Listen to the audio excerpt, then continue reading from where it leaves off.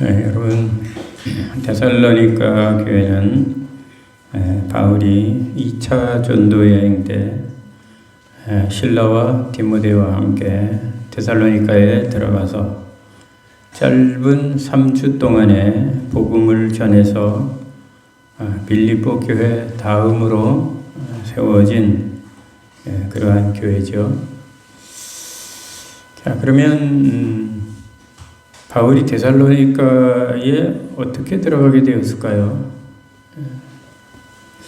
사도행전 16장에 보면 바울이 복음을 들고 아시아로 들어오려고 하다가 하나님 앞에 환상을 보죠. 환상 가운데 마게도냐 사람이 나타납니다. 마게도냐 사람은 이제 유럽 사람을 얘기하는 거죠. 마게도냐 사람이 나타나서 바울을 향해 손짓을 하면서 마게도냐로 건너와서 우리를 도우라 라고 그렇게 손짓을 합니다. 그런 환상을 보고 바울이 아시아로 오려고 하다 2차 전도 여행 때 아시아로 오려고 하다가 방향을 바꿔서 마게도냐 유럽으로 가게 됩니다. 그래서 유럽이 아시아보다 먼저 복음을 받아들여서 그 유럽이 아시아보다 훨씬 더 문명이 발달하게 된 거죠. 그때 만약 아시아로 복음이 먼저 들어왔다면 유럽보다는 아시아가 훨씬 더 발전하는 그런 것이 되었을 것입니다. 마게도냐로 간 바울이 제일 먼저 만난 데가 어디입니까? 유럽으로 가서 제일 먼저 만난 데가 바로 빌립보입니다. 빌립보는 유럽의 첫 관문이기 때문에 그래서 바울은 마게도냐 첫 관문인 첫 성인 이 빌립보에서 열심히 복음을 전하였습니다. 거기서 복음을 전하다가 자주장사, 옷감장사 루디아라고 하는 여인을 만나서 거기서 기도처를 삼고 이제 교회를 시작을 하는데 그래서 빌립보 교회가 탄생한 거죠. 길을 가다가 귀신 들린 여종 하나를 만나게 되지 않습니까? 그래서 주인은 그 여종을 점치는 도구로 이용을 해서 돈을 벌고 있었습니다. 참 그 점치는 여인은 아주 참 불쌍한 여인이죠. 그걸 보고 이 바울이 그녀가 불쌍해가지고 그 점치는 여인에게서 귀신을 쫓아내 주니까 그 여인에게서 점치는 능력이 사라져버리고 말았습니다. 그랬더니 그 주인이 자기 사업을 방해한다고 해서 바울을 고소하고 그래서 바울과 실라는 억울하게 빌립보 그 지하 감옥에 갇히게 됩니다. 거기서 모진 매를 맞고 지하 감옥에 갇혔지만 그 한밤중에 바울과 실라는 하나님을 찬양하며 기도했지요. 그렇게 감옥에서 찬양과 기도를 할 때 옥문이 열리고 그로 인해서 간수장과 그의 가족에게 세례를 주고 그들을 구원하는 놀라운 기적이 거기 빌립보에서 일어나게 된 것입니다. 그래서 빌립보 교회가 탄생을 했고 바울은 자유의 몸이 되었지만은 거기서 더 이상 복음을 전할 수 없게 되자 이제 빌립보 성을 떠나게 될 수밖에 없었던 겁니다. 그래서 이렇게 되어 바울 사도가 핍박을 피해서 빌립보에서 두 번째로 이제 간 곳이 바로 20만 인구를 자랑하는 번화한 도시 바로 데살로니가였던 것입니다. 바울이 데살로니가에 들어온 경위가 그래서 그렇게 해서 이제 들어오게 된 겁니다. 바울 여행은 데살로니가에서 단지 3주 동안만 짧은 기간에 복음을 전했죠. 3주 동안. 그런데 그 3주 짧은 3주 동안에 그 복음이 놀랍게 꽃을 피웠습니다. 수많은 이방인들과 유대인들이 바울의 복음을 듣고 예수님을 믿기 시작했죠. 그러자 바울은 유대인들의 횡포에 부딪혀서 또다시 그것을 떠날 수밖에 없었습니다. 바울은 박해를 피해서 급히 데살로니가에서 베레아로 도망을 쳤지요. 그런데 유대인 폭도들은 베레아까지 쫓아와서 바울을 죽이려고 합니다. 그래서 바울은 또 아테네로 도망을 갑니다. 아테네로 피난을 간 바울은 위협으로부터 벗어났지만 데살로니가에서 급히 빠져나오느라고 데살로니가 교인들에게 인사도 제대로 하지 못하고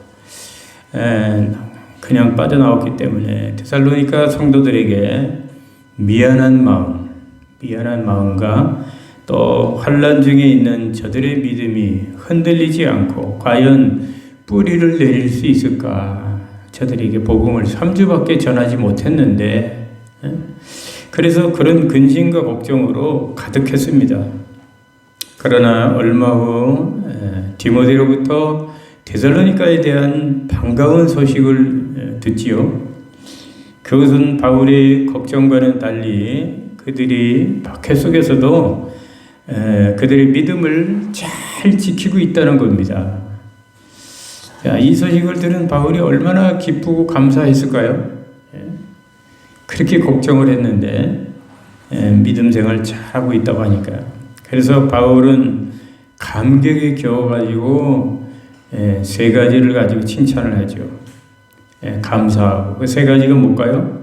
지난 처음에 제가 설교했듯이 믿음의 역사, 그 다음에 사랑의 수고, 그 다음에 소망의 인내, 이 세 가지를 들면서 이 세 가지가 정말 나를 감동시킨다. 그러면서 침이 마르도록 데살로니가 성도들을 칭찬하고 감사했습니다. 그래서 너무 기쁜 마음에 그들에게 써서 보낸 이 편지가 바로 데살로니가 전서와 후서인 거죠.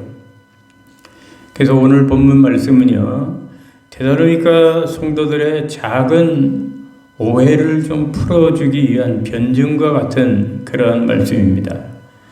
데살로니가 성도들은 바울이 급히 데살로니가를 떠나갔기 때문에 약간의 오해와 서운함이 좀 있었거든요. 바울은 도대체 무엇 때문에 데살로니가를 도망치듯이 인사도 못하고 이렇게 떠나갔느냐 하는 그런. 또 하나는요, 혹시 바울은 가짜 사기꾼 전도자가 아니냐. 사기꾼이니까 그게 3개월만 하다가 그냥 날아간 거 아니냐. 이런. 또 세 번째는 바울이 전한 3주 동안의 그 복음을, 짧은 시간에 전한 그 복음을 우리가 검증도 하지 않고 그대로 믿어도 되는가 하는 그런 의심과 오해. 그 다음 네 번째로는 떠나간 바울은 왜 돌아온다더니 아직까지 돌아오질 않느냐, 이상하지 않느냐 하는 거, 합리적인 의심이긴 하죠. 다섯 번째는 바울이 우리를 사랑한다고 그랬는데 정말 사랑하기는 하는가? 정말 사랑하는가 바울이 우리를? 자, 이런 여러 가지 오해와 의심이 깔려 있었습니다. 3주 동안에 복음을 전하다가 갑자기 인사도 안 하고 도망치듯이 사라졌으니까 이런 오해와 의심을 할 만하죠. 그래서 오늘 본문은 3주 동안에 데살로니가에서 복음을 전한 바울이 복음을 전한 그 사역을 회상하면서 그들의 궁금증과 오해와 의심을 풀어주기 위해 데살로니가에서 자신이 어떻게 사역했는가, 짧은 3주였지만 데살로니가에서 내가 너희들에게 어떻게 사역을 했는지 그것을 지금 바울은 설명하고 있는 게 오늘 본문입니다. 그래서 먼저 바울은 1절을 보면요, 우리가 너희에게 들어간 것이 헛되지 않다 이렇게 먼저 결론적인 말씀을 먼저 합니다. 우리 한번 1절 이제부터 성경 본문을 다시 한번 여러분 같이 한번 좀 살펴보겠습니다. 우리 1절 한번 보겠습니다. 시작. 형제들아 우리가 너희 가운데 들어간 것이 헛되지 않은 줄을 너희가 친히 아나니. 이 말은 데살로니가 전도 사역에 대한 바울의 평가지요. 어떻게 평가하고 있습니까? 비록 짧은 3주 동안의 사역이었고 박해자들로 인해서 바울은 쫓겨나고 데살로니가 성도들은 환난 가운데 빠져 있지만 그러나 결과적으로는 매우 성공적이라는 거죠. 그 성공적인 것을 바울은 데살로니가 사역이 결코 헛되지 않았다 이렇게 표현을 하고 있는 거예요. 자, 그러면 바울이 이렇게 헛되지 않았다고 좋은 평가를 내놓는 근거가 뭘까요? 그 근거는 다름이 아니라 데살로니가 성도들이 바울의 복음을 듣고 그대로 받아들이고 믿었기 때문인 거죠. 그래서 데살로니가 사역은 실패가 아니라는 거예요. 바울이 전한 3주 동안 그 전한 복음으로 한 사람도 열매가 없었다면 이건 실패한 것일 수도 있지만 그렇게 환난을 당하고 쫓겨나고 뭐 그렇게 말할 수 없는 사연이 있었지만은 그렇지만은 데살로니가 교인들이 바울의 복음을 다 아멘으로 받아들이고 다 예수님으로 전향을 하고 열매를 맺었지 않느냐. 그렇기 때문에 이거는 실패가 아니라 성공적이라는 거죠. 그래서 내가 너희에게 들어간 것, 바울이 데살로니가로 간 것이 헛되지 않았다. 이렇게 결론적인 말씀을 먼저 합니다. 여러분 복음 사역에는 결코 실패가 없지요. 복음을 전해놓고 열매가 있으면 좋겠지만 비록 큰 열매가 없더라도 내가 복음을 전했으면 내 할 바를 다 한 것이기 때문에 복음을 안전했다면 우리 잘못이고 그것은 실패겠지만 복음을 전했다면 그것은 내 잘못이 아니고 내 실패가 아닌 것입니다. 자, 그러면 데살로니가에서 바울이 3주 동안 어떻게 사역을 했는지 소상히 지금 밝히고 있는데 한번 보겠습니다. 2절에 보면요. 바울은 많은 고난과 능력 가운데서도 담대하게 복음을 전하였다. 이렇게 말하고 있습니다. 우리 2절 한번 봅시다. 시작. 너희가 아는 바와 같이 우리가 먼저 빌립보에서 고난과 능력을 당하였으나 우리 하나님을 힘입어 많은 싸움 중에 하나님의 복음을 너희에게 전하였노라. 이 말을 보면 바울이 빌립보와 데살로니가에서 복음을 전할 때 많은 고난과 핍박 속에서도 복음을 전투적으로 열심히 전한 것을 알 수가 있죠. 요즘 우리는 전도를 해도 핍박을 받지 않는 아주 좋은 시대에 살고 있습니다. 전도한다고 해서 누가 욕하는 사람도 없고, 전도한다고 해서 뭐 누가 고소 고발하는 사람도 없고, 경찰이 와서 잡아가는 것도 없고, 감옥에 가는 일도 없습니다. 얼마나 좋은 시대입니까, 전도하기? 그럼에도 불구하고 저와 여러분들은 어떻습니까? 전도를 잘 못하잖아요. 잘 못하고 있습니다. 이 바울과 너무나 다르죠? 바울은 너무나 그 악조건 속에서도 싸워가면서 고난을 받으면서 능욕을 당하면서도 핍박을 받고 욕을 먹으면서도 생명의 위협을 받으면서도 그들은 복음을 전했는데 우리는 너무나 좋은 환경에 있으면서도 우리는 세상에 다른데 관심이 많이 가 있지 우리가 전도하는 일에는 관심이 없단 말이에요. 전도를 못하고 있는 게 바울과 다른 점이에요. 참 안타까운 일이죠. 자, 이게 3절에 보니까 또 3절에 보니까 바울은 순수한 동기로 복음을 전했다. 담대하게만 전한 게 아니라 순수한 동기로. 3절 봅니다. 시작. 우리의 권면은 감사함이나 부정에서 난 것이 아니요 속임수로 하는 것도 아니라. 여기 우리의 권면은 바로 바울의 복음을 얘기하는 거죠. 간사함이나 바울의 복음은 간사함이나 부정이나 속임수로 하지 않았다는 것은 오직 순수한 마음으로만 전했다는 거죠. 그 순수한 마음이 뭡니까? 복음을 전하는 목적이 뭐 돈벌이 수단이라든가 어떤 다른 목적으로 하는 것이 아니라 오직 데살로니가 사람들이 예수를 믿고 구원을 받고 천국에 가면 더 바랄 게 없는 그런 순수한 목적으로만 바울이 복음을 전했다는 거죠. 오늘날 순수하지 못한 목회자들도 간혹 있어요. 뭐 이단들은 뭐 말할 것도 없고요. 이단이 아닌 사람 중에도 있긴 있더라고요. 제가 생각나는 사람도 있지만 시간상 뭐 하진 않겠습니다. 교회를 통해서 자기 뭐 사유와 재산을 만드는 등 순수하지 못한 교회와 목회자들이 있습니다. 그러나 바울은 그렇게 그런 사람들처럼 사기꾼들처럼 그렇게 복음을 전할 때 그렇게 하지 않고 아주 순수하게 뭐 어떤 조건 없이 어떤 대가도 없이 순수하게 복음을 전했다라고 하는 것입니다. 어떤 분들은 또 뭐 남을 폄하하는 게 아닌데 전도를 해주면서 또 돈을 또 요구하는 분들도 있더라고요. 순수하지 못한 거죠.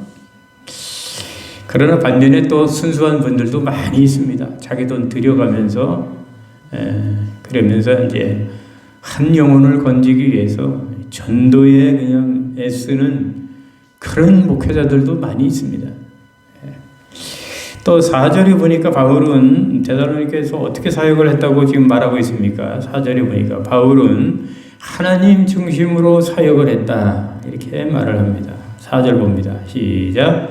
오직 하나님께 옳게 여기심을 입어 복음을 위탁받았으니 우리가 이와 같이 말함은 사람을 기쁘게 하림이 아니요 오직 우리의 마음을 감찰하시는 하나님을 기쁘시게 하려 함이라. 이 말은 사역의 원리가 사람 중심이 아니라 하나님 중심이었다는 거죠. 여러분 사람 중심은 뭡니까?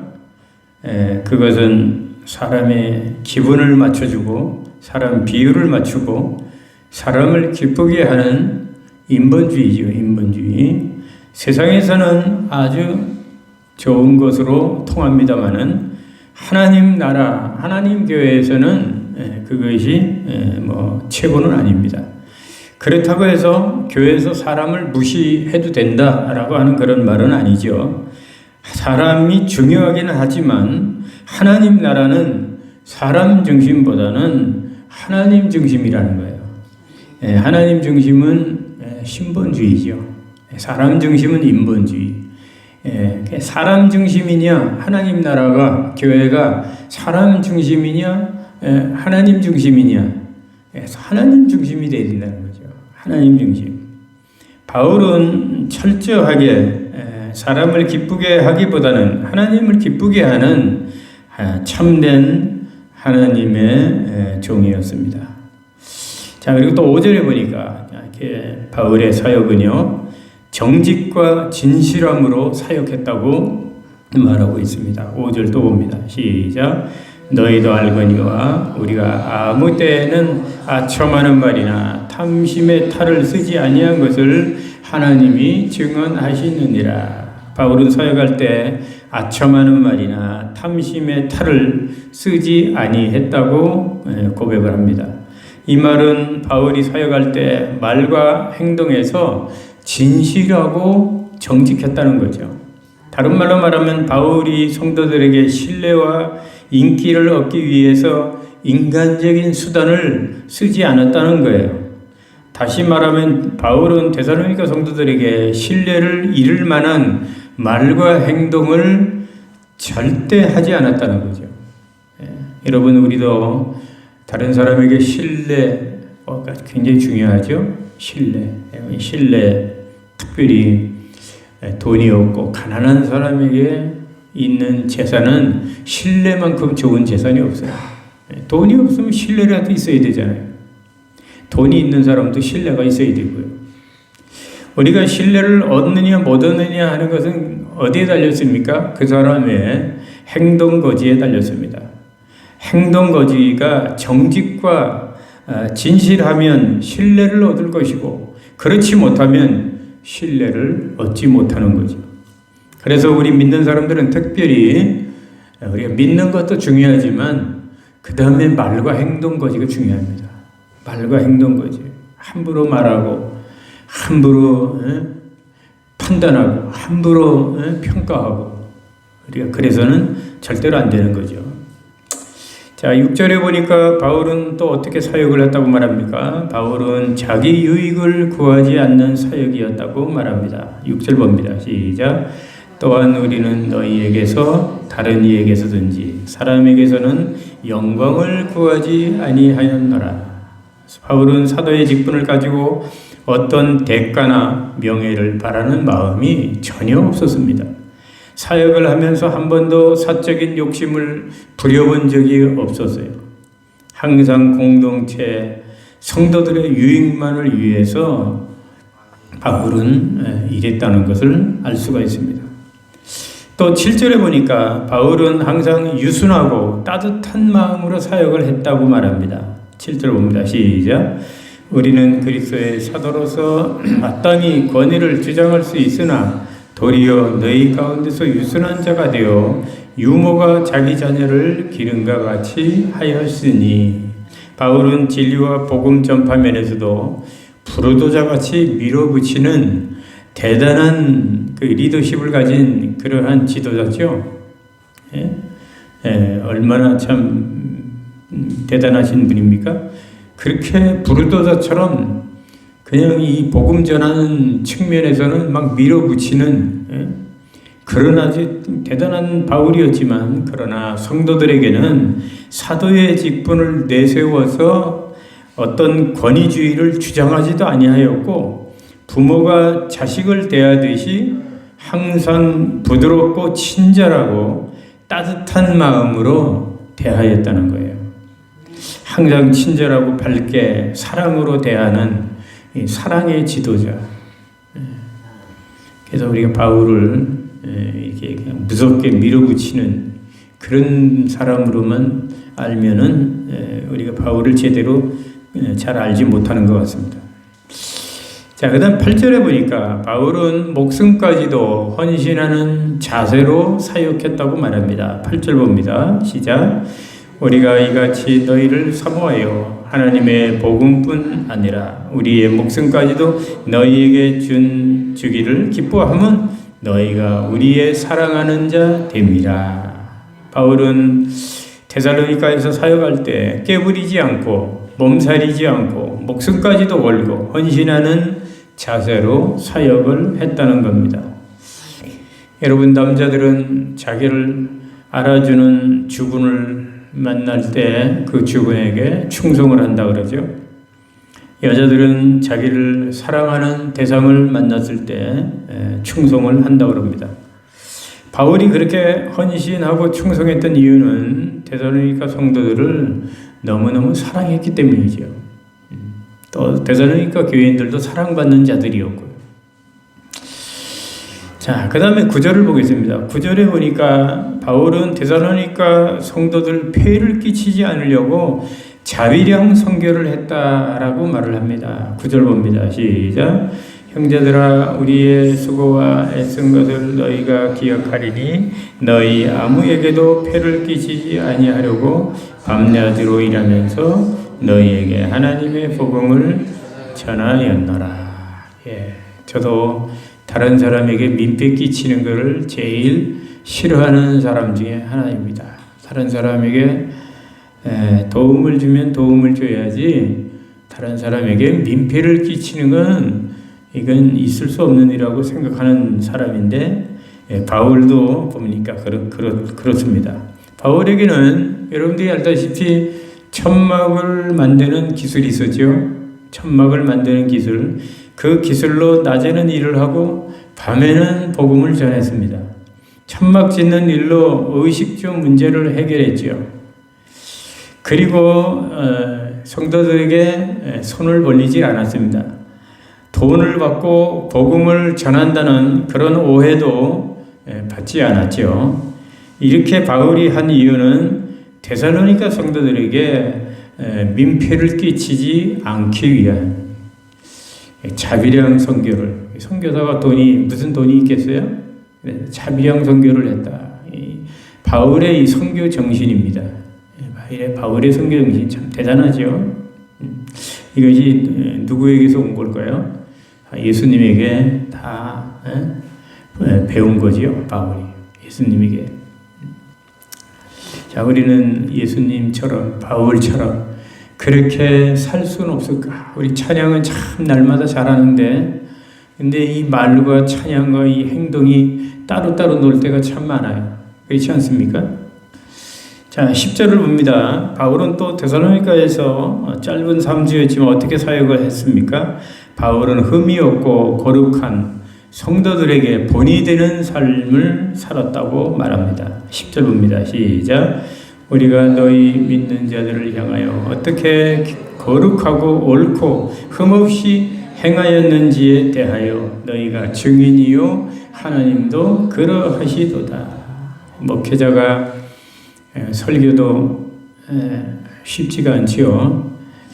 설교하는데 시간을 많이 공을 들이고, 참 설교도 정말 하나님이 붙들어주지 아니하시면 설교가 참 어려운 겁니다. 그렇지만 설교보다 더 어려운 게 뭘까요? 목회자에게 설교보다 더 어려운 게 설교한 말씀대로 목사가 살아서 성도들에게 본이 되는 일입니다. 본이 되는 일. 목사가 목회가 힘든 게, 그래서 설교 때문에 힘든 게 아니라 말씀대로 살아야 하는 것이 힘든 거죠. 그런데 바울은 자기가 설교한 대로 성도들 앞에서 그대로 실천을 해서 본이 되는 삶이었다. 성도들에게 본이 되는 삶. 그렇다고 하면 바울이 설교한 대로 그 데살로니가 교인들에게 가르친 대로 자기가 그대로 본이 되는 생활을 했다는 거 아닙니까? 이렇게 하는 것이 얼마나 힘든 일이고 얼마나 대단한 일입니까? 바울은 짧은 3주지만은 그렇게 부끄러움이 없는 그런 사역을 했다는 거죠. 자, 마지막으로 11절에서 12절 보니까 바울은 아버지 같은 권면을 하였다고 말합니다. 11절, 12절 마지막으로 봅니다. 시작. 너희도 아는 바와 같이 우리가 너희 각 사람에게 아버지가 자기 자녀에게 하듯 권면하고 위로하고 경계하노니 이는 너희를 부르사 자기 나라와 영광에 이르게 하시는 하나님께 합당히 행하게 하려 합니다. 아멘. 바울은 자신이 아버지가 아들에게 권면하듯이 권면했다고 말하고 있습니다. 이렇게 끊임없이 권면한 이유가 뭘까요? 바울이 갈라디아 교인들에게 끊임없이 권면한 이유, 그것은 성도들의 영적인 성장과 하나님 나라에 합당한 자가 되게 하기 위해서 그렇게 한 거죠. 그런데 여러분, 요즘 어떨까요?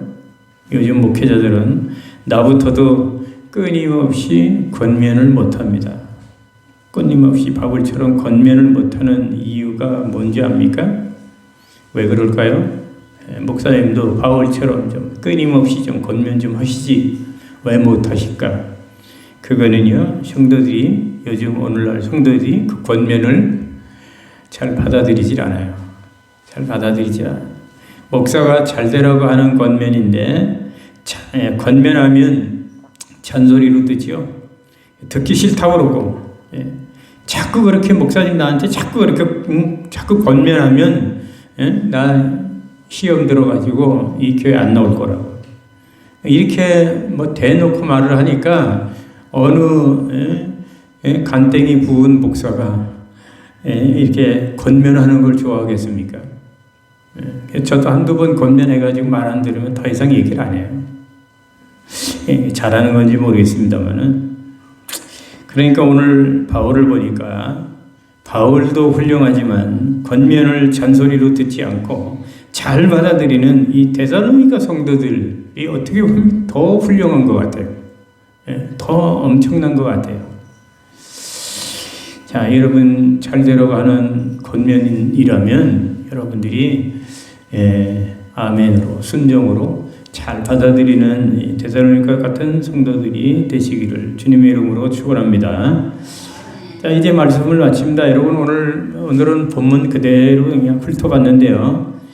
오늘은 바울이 데살로니가에서 짧은 3주 동안이지만 어떻게 복음 사역을 했는지 대해 바울의 말을 우리가 살펴봤습니다. 바울은 한마디로 어떤 사람일까요? 한마디로 말하면 바울은 복음에 미친 사람, 복음에 미친 하나님의 종이죠. 복음에 미친 하나님의 종. 여러분 오늘 말씀을 통해서 무엇을 느꼈습니까? 무엇을 깨달았습니까? 오늘 말씀을 통해서 짧게 세 가지 교훈을 한번 생각해 봅니다. 첫째는 하나님의 종들이 오늘날 하나님의 종들이 어떤 사람들인가 잘 이해해야 하고요. 잘 섬겨야 합니다. 어떤 분들은 목사에 대해서 너무 몰라가지고 목사님이 하는 일이 뭐가 있어요? 맨날 놀고 먹는 목사로 아는 그런 성도들도 있더라고요. 오늘날 주의 종들도 돈벌이를 위해서 일하는 사람, 자기 유익을 위해서 일하는 사람은 한 사람도 없습니다. 한마디로 오늘날 목사나 사모나 선교사나 복음 전도자들은 한마디로 사명자들이죠. 사명자란 돈을 벌기 위해서 사는 사람이 아니라 복음의 사명을 위해서 사는 자들입니다. 하나님의 종들은 오늘날 목회자들은 사명자라는 것, 하나님의 종들이라는 것을 여러분들이 잘 이해하시고 잘 섬겼으면 좋겠습니다. 자, 두 번째는요. 우리도 복음을 가지고 주님을 섬길 때 목사만 복음을 가지고 섬기는 게 아니잖아요. 여러분들도 목사와 같이 복음을 가지고 주를 섬길 때 바울과 같은 이런 이 복음의 자세를 가지고 섬겨야 한다는 것입니다. 오늘 바울이 복음을 전한 사역은 복음 전도자들에게 너무나 귀한 그런 모범이 되는 그런 그 말씀이죠. 복음 사역자들이 어떻게 사역을 해야 되는지, 어떤 자세를 가지고 개척을 해야 되는지, 교회를 해야 되는지, 목회를 해야 되는지, 어떤 자세를 가지고 복음을 전도해야 되는지 그런 귀한 귀감이 되는 말씀입니다. 마지막으로 세 번째, 저와 여러분들은 모두 바울과 같은 복음의 사명자들이라고 하는 사실입니다. 목사만 사명자가 아니고 여러분들도 똑같은 복음의 사명자들이라는 사실. 복음의 사명이 바울에게만 있는 게 아니고 오늘날 목사와 선교사들에게만 있는 게 아니고 우리 모두 복음을 전파하고 전도하는 사명이 누구에게나 여러분들에게도 다 있다는 사실이죠. 그러므로 우리는 모두가 바울처럼 복음의 사명을 가지고 일어나야 합니다. 일어나서 아무 때든지 전도지 들고 나가야 하죠. 혼자 전도 나가면 어떻습니까? 저는 전도에 대해서 하지는 못하지만 고민을 많이 하고 있습니다. 많이 하다가 버스킹 전도가 최고 좋은 줄 알고 그거를 몇 년 했는데 그것도 좀 제 마음에 차지가 않아서 굉장히 계속 고민하고 기도하는 가운데 요즘에 기가 막힌 전도 아이템을 하나 제가 발견을 했어요. 연구를 조사를 해보니까 대한민국에서 가장 잘 먹히는 전도, 물론 관계전도 이거 말고요. 전도의 방법 중에 하나인데 그걸 하나 제가 발견을 했습니다. 약간 이제 물질적인 게 좀 필요합니다. 준비하려면. 그래서 큰 돈은 아니지만 그걸 준비하면은 아주 기쁘게 부담스럽지 않고 또 효과도 있으면서 재미있게 일주일에 한 2번 정도 이렇게 나가서 전도를 하려고 제가 지금 거기에 마음이 꽂혀 있습니다. 여러분들 그 속 알맹이는 지금 제가 공개할 수는 없고 준비가 되면 말씀을 드릴 겁니다. 여러분들이 뭔지 모르겠지만 기도를 좀 해주세요. 여러분들이 기쁘게 같이 동참할 수 있는 겁니다. 너무너무 좋은 겁니다. 그거를 꾸준하게 하면 교회가 확실하게 부흥이 될 것을 제가 확신하고 제가 지금 준비하고 있는 겁니다. 그것을 위해서 여러분 기도해 주시고 모쪼록 바울과 그 동역자들 같이 우리 남은 여생을 복음의 사명 잘 감당하는 저와 여러분 될 수 있기를 주님의 이름으로 축원합니다. 축원합니다. 말씀